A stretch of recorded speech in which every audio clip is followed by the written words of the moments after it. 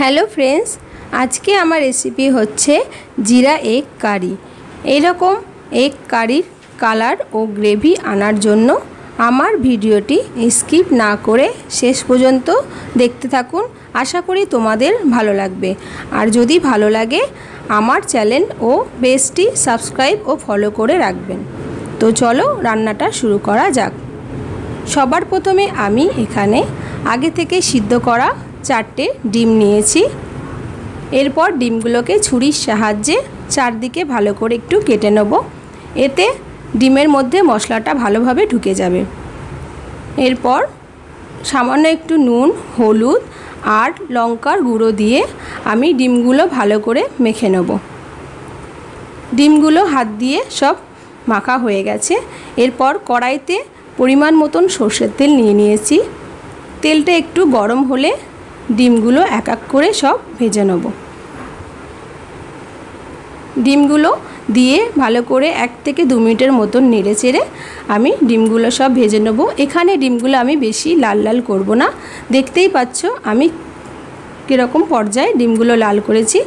এরপর সব ডিমগুলো আমি তুলে নিচ্ছি। এরপর আরেকটু ওই সেম তেলের মধ্যেই আমি দিয়ে দিচ্ছি জিরা। এখানে আমি 1 চামচ পরিমাণ জিরা নিয়েছি।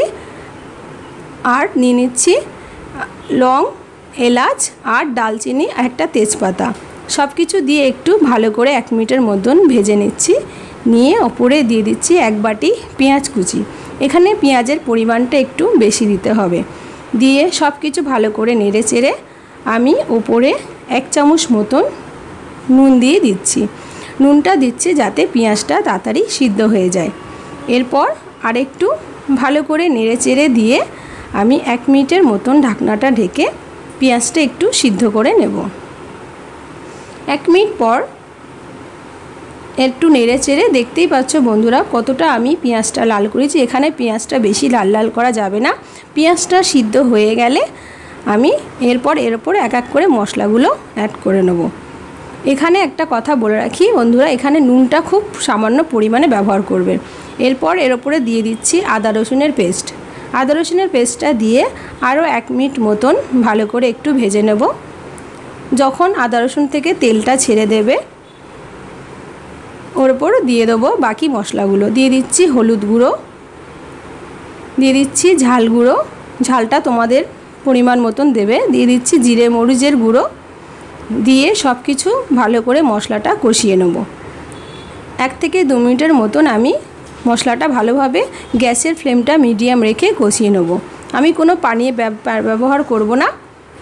এরপর 1 থেকে 2 মিনিটের মতন ভালো করে কষানো হয়ে গেলে এরম লাল লাল করে যখন পুরো তেলটা ছেড়ে দেবে মশলা থেকে, তারপর আমি ওপরে 500 গ্রাম মতন পানি ব্যবহার করব। তোমরা তোমাদের ঝোল অনুযায়ী পানিটা ব্যবহার করবে। এরপর আমি 10 মিনিটের মতন ঢাকনাটা ঢেকে দেবো। 10 মিনিট পর পানিটা ফুটে গেলে আমি এর ওপরে সব ডিমগুলো দিয়ে দেবো। ডিমগুলো দিয়ে একটু ভালো করে মশলার সঙ্গে নেড়ে চেড়ে দিয়ে আরও 5 মিনিট আমি গ্যাসের ফ্লেমটা হাই রেখে এখানে রান্নাটা করে নেব।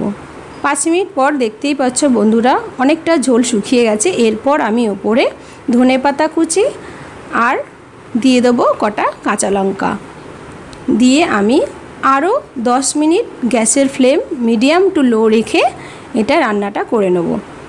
দেখতেই পাচ্ছ বন্ধুরা গ্রেভিটা কত সুন্দর আস্তে আস্তে গাঢ় হয়ে গেছে আর তেলটা পুরোটা ছেড়ে দিয়েছে।